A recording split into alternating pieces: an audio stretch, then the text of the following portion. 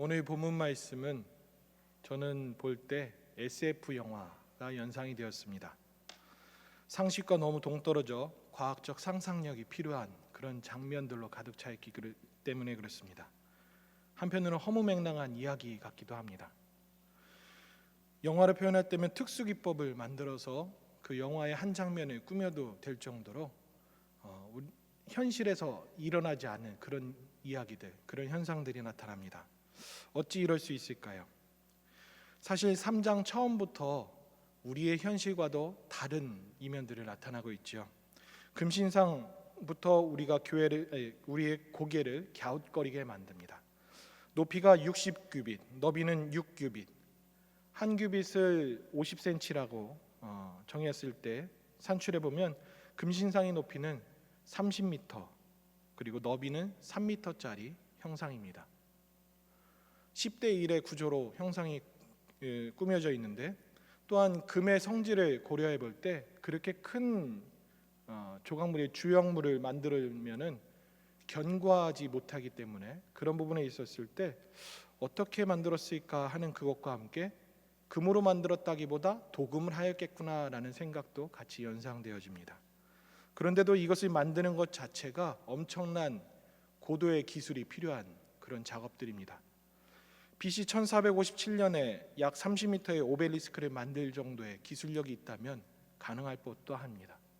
또한 BC 2800년경에 피라미드를 축조를 했을 정도라면 그 고도의 기술력 또한 고려해 볼 때 불가능이 아니라고 생각해 볼 수도 있습니다. 현대의 기술로도 만만치 않은 고도의 기술을 요하는 이 작업을 했다는 것, 그것을 생각하는 것만으로도 오늘 본문에 있는 오늘 본문뿐만 아니라 3장 전체가 불현실에 가까운 그런 이야기들입니다. 그런데 오늘 본문은 고도의 기술을 요하는 건축물보다 더한 이야기가 나오죠. 풀무불의 온도, 여러분들은 몇 도라고 생각을 하십니까? 풀무불 경험해 보신 분도 있을지도 모르겠습니다. 거푸집 실습을 해보셨을 수도 있고요. 그런 일들을 해보셨을 것인데, 철을 재련하는 용광로를 기준으로 할 때 철광석이 녹는 그 점을 고려해 볼 때는 철광석은 1535도에 녹습니다. 그렇다면 1535도를 넘어야 쇳물이 변해지고 그리고 철을 재련할 수 있다는 것이죠. 그랬을 때 풀무불, 용광로라고 우리가 생각해 본다면 이 용광로는 1500도에서 1800도 정도가 옥박하는 그런 온도를 가지고 있었을 것입니다.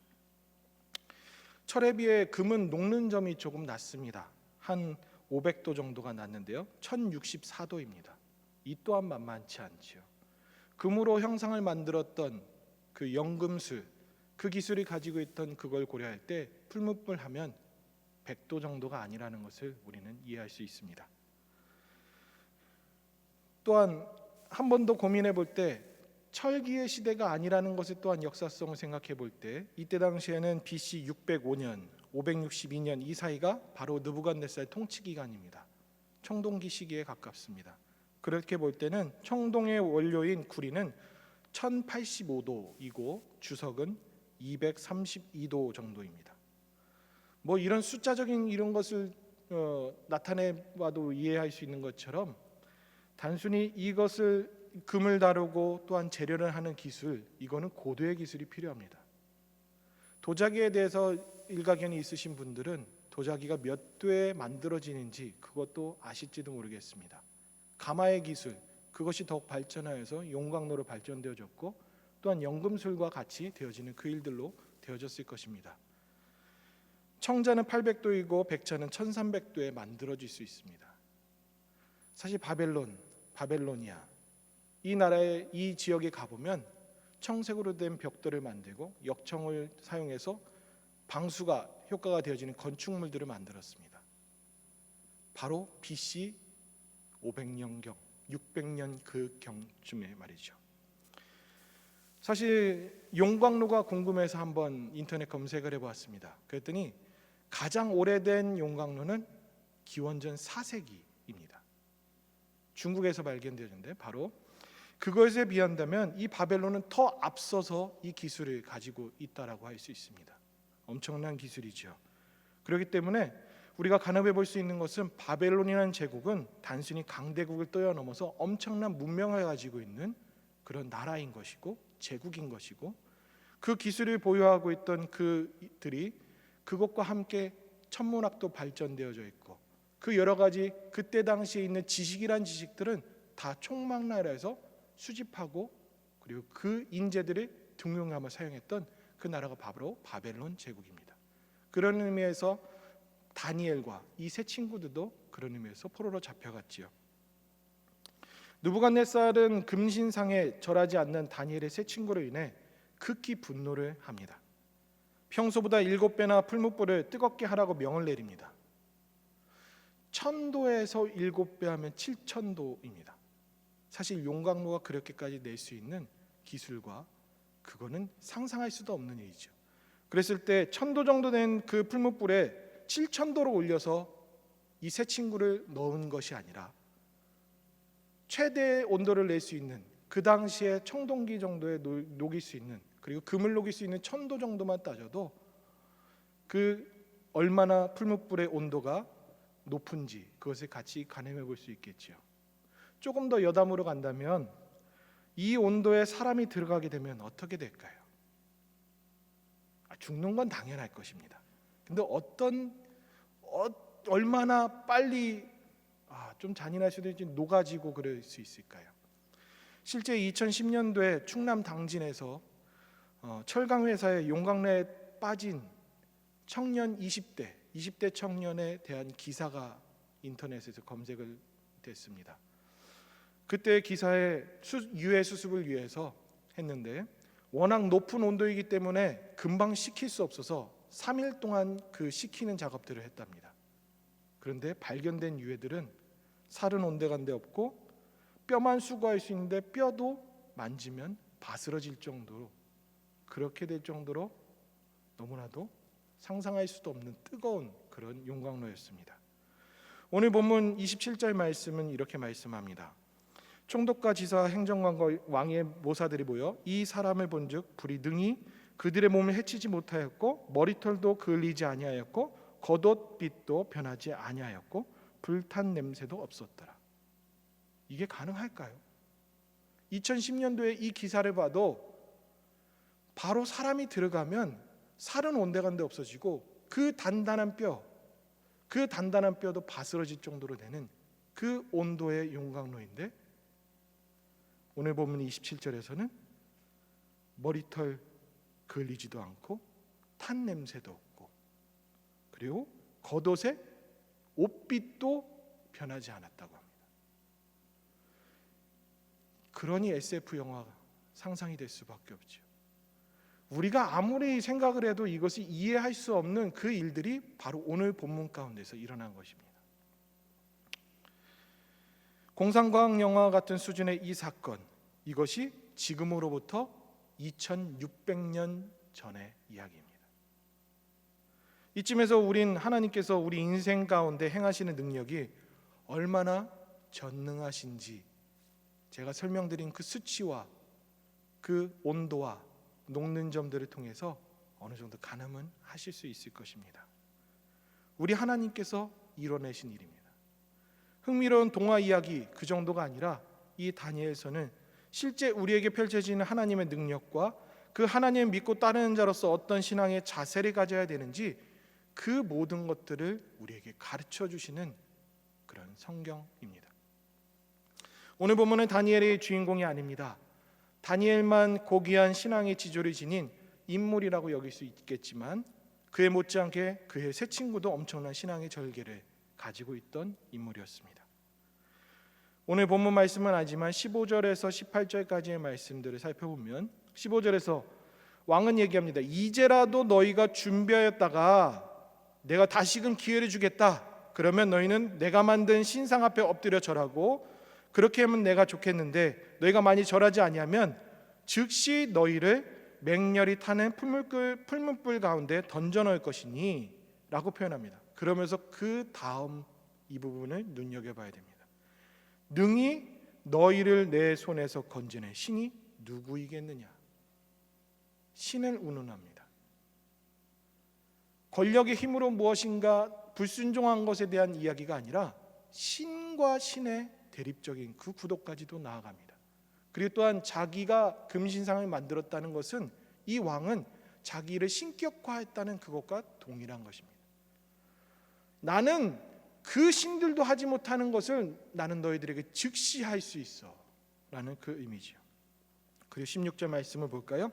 사드락과 메삭과 아벳느고가 왕에게 대답하여 이르되 느부갓네살이여 우리가 이 일에 대하여 왕에게 대답할 필요가 없나이다. 이렇게 세 사람들은 답변을 했습니다. 이 말이 무엇일까요?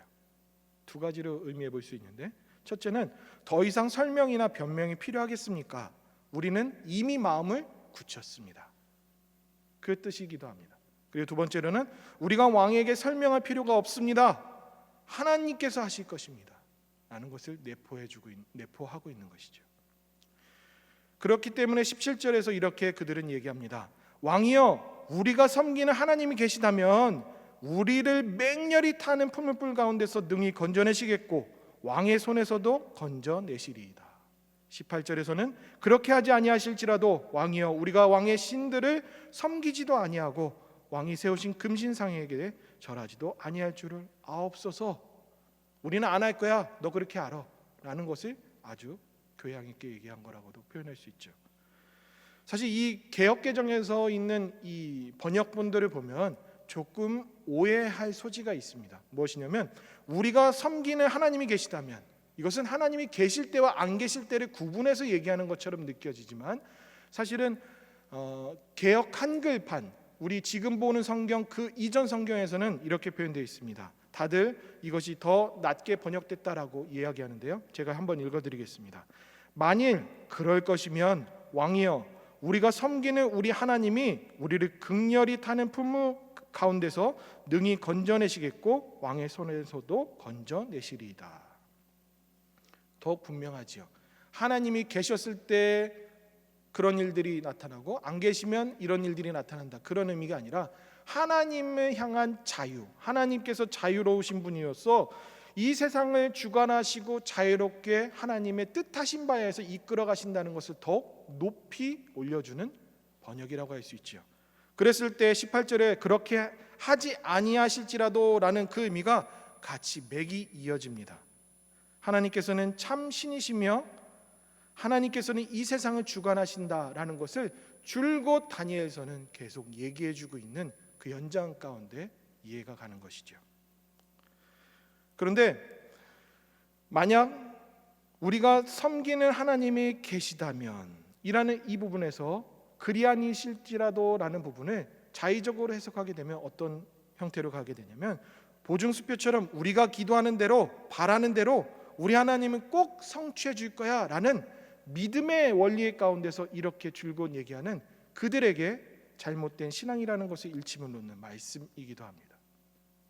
하나님의 주권을 인정하는, 즉 하나님께서 원하시는 대로 하실 자유가 있는 분인 것을 우리는 기억해야 하고 우리의 바람대로 될지어다가 아니라 하나님의 뜻대로 될지어다라는 그 고백으로서 이 세 친구들이 했다는 것을 우리는 기억해야 합니다. 아주 천지차이 이야기입니다. 우리가 바랬던 믿음이다라고 하면서 우리가 생각하고 있는 그것대로 하나님이 하실 거야라고 하면서 믿음 좋아라는 것을 확신을 갖는 것이 아니라 하나님께서 이리 행해도 저리 행해도 하나님을 신뢰합니다. 하나님은 그러실 분이십니다. 하나님이 뜻이 있으시다면 우리를 살리실 것이고 우리를 살리신 것과 함께 왕에게서도 건져내실 분이십니다 라는 그 신뢰를 담고 있는 것이 바로 이 세 친구의 고백이죠. 세 친구들은 하나님을 향한 믿음과 순종을 드림으로 얻어진 결과에 관심을 두지 않았다는 것을 우리는 읽어볼 수 있습니다.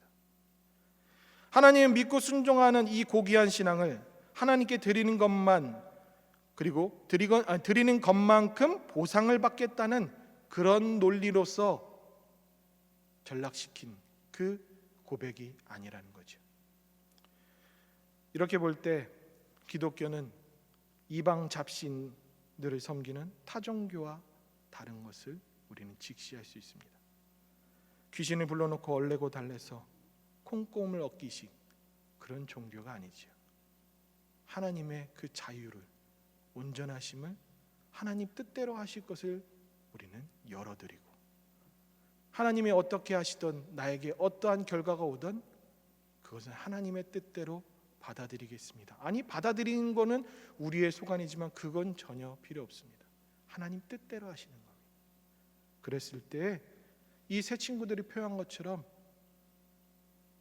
우리의 뒷일은 하나님께 맡깁니다. 이렇게 고백하는 것이죠. 그게 기독교 신앙의 본연입니다. 저와 여러분들이 믿고 있다라고 고백하는 그 믿음의 고백 가운데 하나님 뜻대로 하옵소서. 하나님이 역사하시는, 하나님께서 이끄시는 그 모든 것들이 하나님의 뜻인 줄 알고 받아들이겠습니다, 신뢰하겠습니다 하는 그 믿음의 고백이 담겨져 있다는 것입니다. 세 친구는 하나님을 향한 바른 신앙, 하나님을 향한 신뢰로 자신들의 모든 직위와 그에 따른 안락과 풍요에 관심을 두지 않고 오히려 자신들의 몸을 바치는 놀라운 신앙의 기계를 당당히 펼쳐 보이고 있는 것이 바로 오늘 저와 여러분들이 대하고 있는 이 본문의 사건입니다. 28절 말씀 보실까요? 느부갓네살이 말하여 이르되 사드락과 메삭과 아벳느고의 하나님을 찬송할지로다. 그가 그의 천사를 보내서 자기를 의뢰하고 그들의 몸을 바쳐 왕의 명령을 거역하고 그 하나님 밖에는 다른 신을 섬기지 아니하며 그에게 절하지 아니한 종들을 구원하셨도다. 이 고백이 누가 했다고요? 느부갓네살 왕이요. 하나님을 모르던 자, 이제 하나님을 조금씩 알아가는 자, 그가 고백한 겁니다. 믿는 자들이 고백한 것이 아니라 하나님을 제대로 알지 못하는 자들이 나타난 그 현상, 하나님이 일하신 것을 보고서 이렇게 고백했다는 거예요. 그러면서 그들의 행동이 하나님께 원해서 무엇인가 받아내는 그 결과가 아니라 하나님을 의지하고 의뢰하기 때문에 자신의 몸까지도 아끼지 않고 바치는 그 장면을 느부갓네살도 읽어냈다는 겁니다. 그게 진짜 믿음이구나. 그들이 믿는 하나님은 이런 하나님이시구나 라는 것을 믿지 않는 자도 읽어봤다는 겁니다.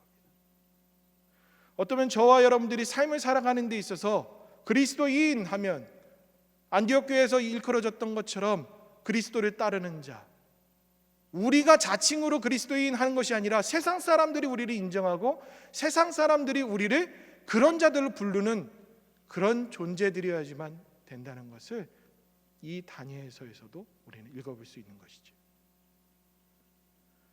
한번 여러분들의 삶을 되돌아보시죠. 내 주변 사람, 나와 가까이 있는 사람, 나와 함께 일하는 사람들이 우리를 그리스도인, 예수 믿는 자는 역시 달라 라는 소리를 들을 수 있는 저와 여러분들의 행보를 하고 계시는지, 믿는 자라면 이런 모습이 있어야 된다. 그리고 반대로는 믿는 자는 이런 모습을 가져야 된다는 것을 오늘 본문의 사건을 통해서 가르쳐주고 계시는 겁니다. 왕은 인정했습니다. 자신이 세운 근신성을 모든 제국민들에게 강제적으로 숭배할 것을 공포했던 왕이 세 친구의 신앙의 기계를 보고 감복하였던 그 모습, 그래서 하나님을 재차 인정하는 그 모습으로 나아갑니다. 하나님을 인정했지만, 하나님이 진정한 참신이야 라고 얘기했지만, 그러나 금신상을 만들었습니다. 앞뒤가 맞지 않아요. 그리고 또한 칙령을 반포했습니다. 다 절해 라고 했지만 이것을 번복하는 것까지 나아갑니다. 29절 말씀 한번 보실까요? 그러므로 내가 이제 조서를 내리노니 각 백성과 각 나라와 각 언어를 말하는 자가 모두 사드락과 메삭과 아벳느고의 하나님께 경솔히 말하거든 그 몸을 쪼개고 그 집을 걸음토로 삼을지니 이는 이같이 사람을 구원할 다른 신이 없음이라 하더라. 즉 왕이 이 말을, 자기가 칙령을 반포했음에도 그것을 시행하는 초기에서 말을 뱉어놓고 다시금 거두어들인다? 이거는 실각의 빌미를 만들어줍니다. 반란의 빌미를 만들어줄 수 있고요, 이것을 통해서 왕권의 균열이 일어날 수밖에 없는 그 일들을 이 느부갓네살은 앞뒤 상관없이 하나님의 하신 일에 대해서 놀랐습니다. 그리고 인정한 것이지요.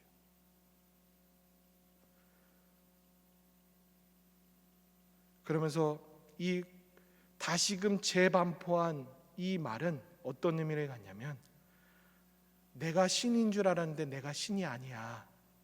진짜 신은 이 세 사람의 하나님이 신이야 라는 것을 온 국민에게 떠버리는 것이죠. 그걸 감수하면서 느부갓네살은 이런 말을 한 것입니다. 쉽사리 한 말이 아닙니다. 그런데 이렇게 느부갓네살이 마음이 변화되어지고 이런 상황까지 내몰리게 됐던 계기가 무엇입니까? 바로 세 사람, 포로민 출신의 이 젊은이들의 신앙의 지조 때문에 시작된 것이죠. 그들이 결과를 생각하지 않고 신앙 고백, 목숨을 건 신앙 고백을 했기 때문에 이런 일들이 나타난 것입니다. 그러면서 그 일들이 이끌어 가시는 하나님, 사실 이 세 사람의 고백과 목숨까지도 버리는 그 모습이 시작점인 것 같아도 하나님께서는 그 모든 것들을 이용하시고 사용하신, 그리고 주관하신다는 그 메시지를 우리에게 분명히 가르쳐 줍니다. 다니엘서는 역사의 흐름에 따라 기술되어 있습니다. 그래서 역사서라고도 볼 수도 있습니다. 그런데 다니엘서는 구약의 계시록이라고 불릴 만큼 신비한 계시의 환상들로 가득 차 있습니다. 따라서 성격을 묵시문학적으로 간주하며 요한계시록과 결을 같이 두며 해석하는 것이 일반입니다. 또한 다니엘서는 기록한 목적 또는 대상을 고려할 때 먼저는 포로민들 중에 잡혀간 그 엘리트 젊은이들에게 이 다니엘처럼 행동해라, 이 다니엘처럼, 그리고 새 친구처럼 신앙의 지조를 가져라는 것을 드넓혀서 가르쳐 주는 것이기도 하지만, 낯선 땅을 살아가는 하나님의 백성에게 그저 이 내세를 소망하며 살아갈 것을, 그 현세에 맞춰가며 살아가는 그 인생들의 그 모습이 잘못된 것을 얘기해 주면서 강력하고 아주 단단한 이 현실의 콘크리트와 같은 이것을 믿음 안에서 꿋꿋이 이겨내며 살아갈 것을 가르쳐 주는 것이 바로 다니엘서입니다. 세상 권세가 압도하고 있는, 그리고 지배하고 있는 이 땅, 세상 권세가 다스리는 것이 아니라 실체는 하나님께서 다스리고 있다. 그리고 하나님의 백성으로서 하나님께서 다스리시는 그 주관하시는 그 땅에서 어떻게 살 것인가 라는 것에 너희의 행동, 태도, 위치를 분명히 해라 라고 가르쳐 주시는 겁니다. 그런 의미에서 묵시문학적인 접근으로 갔을 때 이 3장은 여러 가지 의미들을 떠올려 볼 수 있습니다. 첫 번째는 힘이 있는 지도자가 자신의 왕권을 위해 경배할 것을 명령하고 있다는 것입니다. 그리고 두 번째, 그 명령은 순종을 넘어 강압적인 복종을 하게 하고 있습니다. 세 번째, 하나님의 역사의 주관자이심에도 그 존재를 사라지게 함으로 인간이 하나님의 뜻대로 살지 못하게 하는 그 현상이 보여지고 있습니다. 네 번째, 법을 초월하여 자유를 억압하는 획일화된 전체주의적인 강제 명령을 반포하고 있는 것입니다. 다섯 번째, 국가가 이 명령을 시행하는데 치밀하게 총력을 다하고 있고 종교성을 이용하고 있으며 종교는 이에 동조하고 있는 그 모습까지도 발견되는 것입니다. 시대들마다 이런 현상들은 줄곧 있었습니다. 말세라고 칭하는 그때마다 항상 이런 모습들이 있었습니다. 그리고 우리가 뜻하지 않는 상황으로 흘러갈 때일수록 이런 모습들, 그리고 강력한 지도자라고 하는 자들이 그 권력을 휘두르는 그 압제 가운데서 하나님 하늘을 두려워하지 못하며 자기의 가지고 있는 권력을 휘두르는 것을 만끽하는 그 모습일 때 이런 현상들은 항상 있었습니다. 그랬을 때 이 다니엘서는 이 다니엘 이때만 얘기하는 것이 아니라 우리가 줄곧 살아가는 그 삶 가운데 말세라는 징조가 나타나는 그때마다 우리는 어떻게 살 것인가? 이 땅을 지배하는 세력들이 그렇게 강렬하게 우리를 억압하고 있고 우리의 자유를 혼미케 하고 있고 또한 우리가 해야 할 그 인간의 존엄이나 이 모든 것들을 다 해하고 있는 그 순간에 그럼에도 불구하고 우리는 어떻게 살 것인가 라는 것을 다시금 분명히 세울 수 있도록 얘기해 주고 있는 것이죠. 요한계시록 13장 15절에서 17절 말씀을 보시면 그가 권세를 받아 그 짐승의 우상에게 생기를 주어 그 짐승의 우상으로 말하게 하고 또 짐승의 우상에게 경배하지 아니하는 자는 몇이든지 다 죽이게 하더라.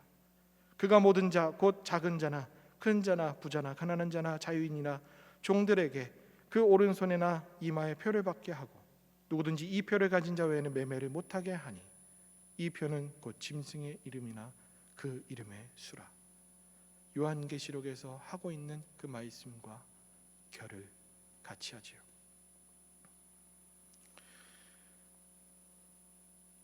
이쯤에서 우리는 어떤 생각을 해야 할까요? 현세라는 그 감당해내지 못하는 눌릴 수밖에 없는 나의 현실의 무거움들, 신앙을 지키기에는 내가 손해보는 것 같고 신앙대로 살자니 뒤처지는 것 같고 눈에 보이는 가시적인 것이 더 두려워서 보이지 않는 하나님보다 보이는 것을 더 두려워하는 그런 인생 살아가는 인간들, 그런 삶 가운데 믿는 자라면 어떻게 살아야 할까요? 이쯤에서 한 구절이 우리를 분명하게 하도록 내몰고 있습니다. 마태복음 10장 28절 말씀 함께 읽어볼까요? 시작. 몸은 죽여도 영혼은 능히 죽이지 못하는 자들을 두려워하지 말고 오직 몸과 영혼을 능히 지옥에 멸하실 수 있는 이를 두려워하라.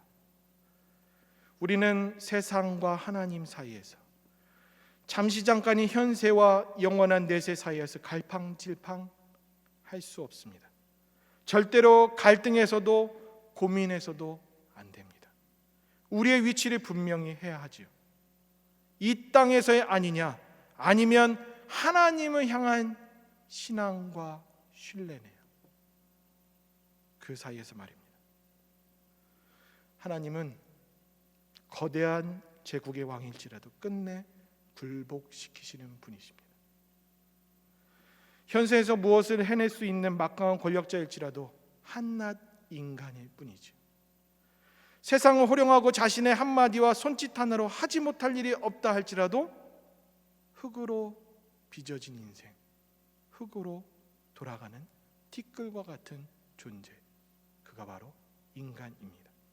느부갓네살, 그도 동일한 자였습니다. 3장 15절 말씀 보실까요? 능히 너희를 내 손에서 건져낼 신이 누구이겠느냐. 미물과 같은 인간이 만물의 영장이지만 그래도 하나님 앞에서는 미물과 같은 존재, 티끌과 같은 존재가 감히 하나님 앞에서 이런 말을 합니다. 능히 너희를 내 손에서 건져낸 신이 누구이겠느냐. 느부갓네살은 아주 기고만장했지요. 얼마 전까지 하나님만이 참으로 모든 신들 중에 신이요 모든 왕 중에 으뜸가는 군주입니다 라고 고백했습니다. 다니엘 2장 48절 말씀에서 말이죠. 얼마 가지 않았습니다. 그런데 능히 너희를 내 손에서 건져낸 신이 누구이겠느냐라고 하면서 하나님은 능멸합니다. 믿는 자들 앞에서 능멸합니다. 하지만 세 사람 분명히 얘기했습니다. 우리가 이 일로 왕에게 답변할 이유가 없습니다. 무엇을 더 말하겠습니까? 라고 얘기한 것이죠. 그만큼 신앙 안에서 확고하게 살아간 이 세 사람의 모습을 읽어볼 수 있습니다. 그래서 그들은 어떻게 했습니까? 하나님께서 원하시면 맹렬히 타는 풀무불에 능히 건져낼 것이고 왕의 손으로부터 건져낼 것입니다 라고 하면서 자신의 목숨들을 아끼지 않았지요. 끝끝내 금신상에 절하지 않습니다. 이 말의 왕은 극도로 분개합니다. 이제라도 너희를 돌이켜 라고 얘기했던 그 호의 어린 마음으로 회유를 했지만 그들은 맹랑한 소리로 그 말을, 호의를 거부합니다. 그러면서 힘센 용사들을 통해서 즉결 심판하지요. 그 열기가 얼마나 대단하냐면 힘센 용사, 즉 근위대와 같은 자들인데 그 자들이 이 세 사람을 끌고 가다가 타 죽어버립니다. 엄청난 온도였습니다. 근데 그들은 풀무불에 던져지죠. 근데 놀라운 일이 일어납니다. 세 사람은 불 속에 넣었는데 서두에서 우리가 읽어봤다시피 그들은 상함이 하나도 없었습니다. 그런데 더 놀란 것은 왕은 봤습니다. 내가 보니 라고 얘기하면서 25절에서 자신은 어떤 현상을 봤다는 것을 얘기해 줍니다. 오늘 보면 25절에서. 그러면서 26절에서는 불러냅니다. 무엇을 봤습니까? 분명히 세 사람을 넣었는데 네 사람이 보였다는 것입니다. 그러면서 그 네 사람의 모습 중에서 한 사람은 신들의 아들과 같았다라고 표현합니다. 신들의 아들. 이 모습은 완강했던, 그렇게 강한 왕이었던 군주가 하나님의 역사하심, 하나님의 일하심에 굴복하고 꼬꾸라지는 그 현상을 드러내는 것이죠. 그리고 또한 하나님은 오늘 본문 가운데서 고난의 현장에서도 여전히 함께 하시는 분이라는 것을 우리들에게 알려주고 있습니다. 이 세 사람, 이미 고백했던 것처럼 하나님께 원망이나 후회가 없었던 자들이었습니다. 그래서 하나님을 의뢰했고 의지했고 자신의 목숨들을 내던졌습니다. 죽을 각오를 했지만 생각해 보십시오. 끌려가고 있는데 옆에 있는 사람은 살이 타요. 근데 세 사람은 안 탔다는 것을 알게 되죠. 그리고 그들은 살이 녹아지고 끝끝내 죽어요. 근데 이들은 그 풀무불을 향해 계속 갑니다. 어느 인간이 거기에서 담대할 수 있을까요? 겁을 먹지 않은 인간이 있을 수 있을까요? 두렵지 않은 자들, 죽음이 두렵지 않은 자들이 어디 있을까요? 근데 이들은 이렇게 강직할까? 맥락을 읽어보면 이들이 두려워했다는 그 흔적을 볼 수가 없습니다. 어째서 이런 일이 있었을까 하면서 한 예를 알게 되었습니다. 루마니아 혁명 때 요셉손이라는 목사에게 한 군인이 총을 들이대고 신앙을 포기하라고 했다고 합니다.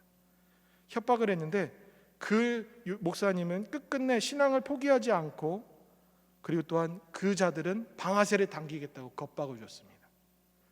그러나 요셉손 목사는 말했습니다. 죽이는 게 내 무기라면 죽는 것은 내 무기다. 그러나 내가 나를 죽여야 내가 승리한다. 이 말을 했다고 합니다. 그랬을 때 오늘 이 맥락하고 많이 연결점을 지어볼 수 있지 않는가 생각해 봤습니다. 그들은 우리를 죽음으로 내몰지만 그 죽음이 두려움이 아닙니다. 이 세 친구들, 이 불타는 풀무, 이것은 사실 이스라엘 백성들 가운데 고난의 현장들을 항상 풀무라고 표현했습니다. 그 풀무라고 표현을 하는 데 있어서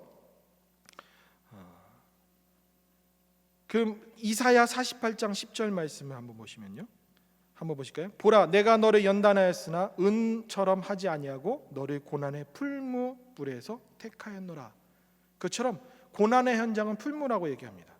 그 상황 가운데 있을 때 하나님은 그곳에 찾아오셨다는 것을 이스라엘 백성들, 그리고 이것을 읽는 자들은 분명히 알았을 것이고 이 세 친구들은 그것을 분명히 알았을 것입니다. 왜일까요? 그들은 이미 선지자를 통하여서 선포되어졌던 그 말씀을 기억하고 있을 것이기 때문에 그렇습니다. 이사야 43장 1절과 2절 말씀을 한번 보시겠습니다. 야곱아, 너를 창조하신 여호와께서 너를 지금 말씀하시느니라. 이스라엘아, 너를 지으신 이가 말씀하시느니라. 너는 두려워하지 말라. 내가 너를 구속하였고 내가 너를 지명하여 불렀나니 너는 내 것이라. 이 다음 구절이 중요합니다. 내가 물 가운데로 지날 때에 내가 너와 함께 할 것이라. 강을 건널 때에 물이 너를 침몰하지 못할 것이며 내가 불 가운데를 지날 때에 타지도 아니할 것이요 불꽃이 너를 사르지도 못할 것이다. 이미 약속하신 그 하나님의 음성, 그것을 의지하지 않았을까?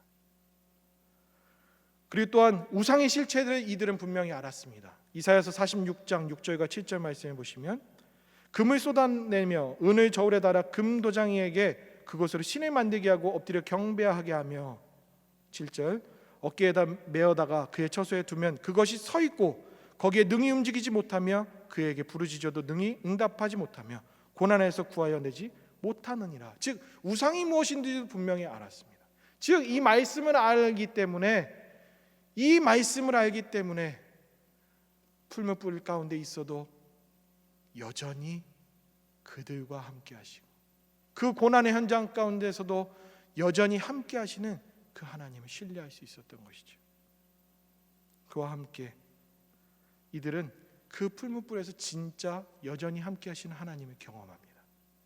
어떻게 경험합니까? 사실 우리 한 개역개정 성경에서 나타나지 않는데요, 외경에 대한 그 부분이 설명되어진 공동번역 천주교 성경에서는 이 부분을 더욱 세세하게 풀어냈습니다. 한번 보실까요? 3장 49절과 50절 말씀인데요, 주의 천사가 가마로 내려와서 중간 생략합니다. 불꽃을 가마 밖으로 내어몰고 가마 가운데서 마치 산들바람이나 이슬과 같은 시원한 입김을 그들에게 불어주었다. 그래서 불은 그들을 다치지 못하게 하였고 그들에게는 어떠한 아픔이나 괴로움도 미치지 않았다라고 그것을 고백한 그 현상, 그때 일어났던 것을 얘기한 그 장면입니다. 놀랍지 않아요? 하나님께서 산들바람이나 이슬 같은 시원한 입김을 그들에게 부어주셨대요. 그 고난의 현장에 취하니 그곳에서 찾아와 주셔서 하나님의 역사해 주셨대요. 그런데 그전에는 이 일들이 없었습니다. 그 죽어러 가는 풀무불로 향하여져 가는 그 과중에 신들의 아들은 나타나지 않았습니다.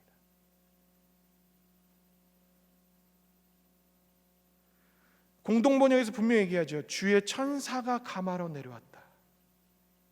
사실 시편 말씀에서도 이런 구절이 있습니다. 34편 7절 말씀에 여호와의 천사가 주를 경외하는 자를 둘러 진치고 그들을 건지시리로다. 진짜 그 말씀이 성취되어진 거예요. 믿는 자들 하나님이 보호하실 것이다. 고난의 현장 가운데 나타나신 하나님, 고난의 현장 가운데 내몰려지는 나 혼자만의 외톨이, 나 혼자만 그곳에 끌려가는, 도살장에 끌려가는 그런 가축들 같은 심정일지라도 막상 그곳에 가니 하나님이 계셨다면, 사실 주의 신들의 아들들이라고 표현하는 이 단어는 하나님의 아들들, 천사라고도 표현하지만 신구약의 이 결을 같이 하는 거였을 때 예수님까지도 이르는 그 놀라운 해석들을 보게 됩니다. 이 네 번째 존재는 매일 살아가는 삶 가운데서 보이지 않는 존재였습니다. 그런데 고난의 현장 가운데 친히 찾아오셨습니다. 불구덩이 속에 권력으로 내몰려지는 그 압제 속에 무지막지한 명령이 떨어지고 내 뜻대로가 아닌 현실에 그 순응할 수밖에 없는 그 상황 가운데 그때는 이 존재가 없었습니다. 그런데 이 네 번째 존재는 막상 그 고난의 현장에 믿음을 지키고 굴복하지 않은 이들, 그 풀무불 현장에 찾아오셨습니다. 다니엘서는 그걸 가르쳐 줍니다. 지레 겁먹고 뒷걸음질 치는 신앙의 백성들을 얘기하는 것이 아니라 그럼에도 불구하고 돌파해 나가며 주님을 신뢰함으로 한 걸음 또 내딛고 내딛는 그런 자들 가운데 그 현장에 찾아오시는, 혼자인 줄 알았는데 여전히 함께 하시는 그 하나님, 그것을 경험하고 꿈꾸며 그 놀라움이 그 현장 가운데 있을 것이다 라는 것을 가르쳐 주는 것입니다. 예수님이 그러셨죠. 이 고난의 현장, 하나님이 인간의 몸을 입고 오시는 것 자체가 순환보다 더 격한 고난이라고도 생각해도 과언이 아닙니다. 그 하나님께서 풀무불 가운데 상하지 않도록 막아주는 그 놀라운 것처럼 이 땅에 오셔서 죄악과 세상 권세와 그 모든 것들로부터 막아주시고 해방시켜주시고 보호해주시는 그 놀라운 일들, 그 예수님께서 우리에게 인카네이션 성육신하신 그 놀라운 일들, 바로 우리가 믿고 우리가 알고 있고 맛보며 살아가는 저와 여러분들이 이 현장에 여전히 찾아오시는 하나님의 손길입니다. 그것을 기억하시면서 혹여나 지금 고되고 힘들고 어려운 상황일지라도 믿음 안에서 이겨내십시오. 믿음 안에서 견디십시오. 아무리 풀문불 같을지라도 견디시면 마지막 구절처럼 하나님께서 높여주신답니다. 그 일들이 언제 올지 모르지만, 지금 당장 경험하고 싶은데 그때가 언제인지 모르지만 그때가 올 것이라는 것을 고대하시면서 살아가시는 신앙의 지조 다 지키시는 저와 여러분들 될 수 있기를 바랍니다. 기도하시겠습니다. 살아계신 하나님, 우리의 삶 가운데 힘든 것 투성입니다. 내게 다가오는 현세는 내가 넘어서기 힘든 것 장애물 투성입니다. 믿음을 지키자니 뒤처지는 것 같고, 믿음을 지키자니 이 땅에서 도태되는 것 같은 그 마음으로 살아가는 저희들, 그러나 다니엘과 세 친구들은 그렇지 않았다는 것을 다시금 말씀하여 주셔서 우리가 혼란스럽고 답답하고 현실에서 순응할 수밖에 없고자 우리 스스로를 포기하는 인생이지만, 그럼에도 이 말씀을 의지하여 다시 그 믿음의 행보를 하려고 합니다. 주님, 역사해 주옵소서. 여전히 나 혼자 외톨이 같은 이 인생 가운데 주님이 여전히 함께 하신다는 것을 떠올리며 우리의 가진 모든 것들을 계산하지 않고 온전히 주님께 의지하고 의뢰하는 인생 될 수 있도록 성령 하나님께서 인도하여 주옵소서. 우리의 한 삶 한 삶, 한 땀 한 땀, 그때마다 주님이 동행하여 주시고 이끌어 주셔서 승리의 기쁨을 누리며 살아가는 저희들 될 수 있도록 역사하여 주옵소서. 예수님의 이름으로 기도드리옵나이다. 아멘.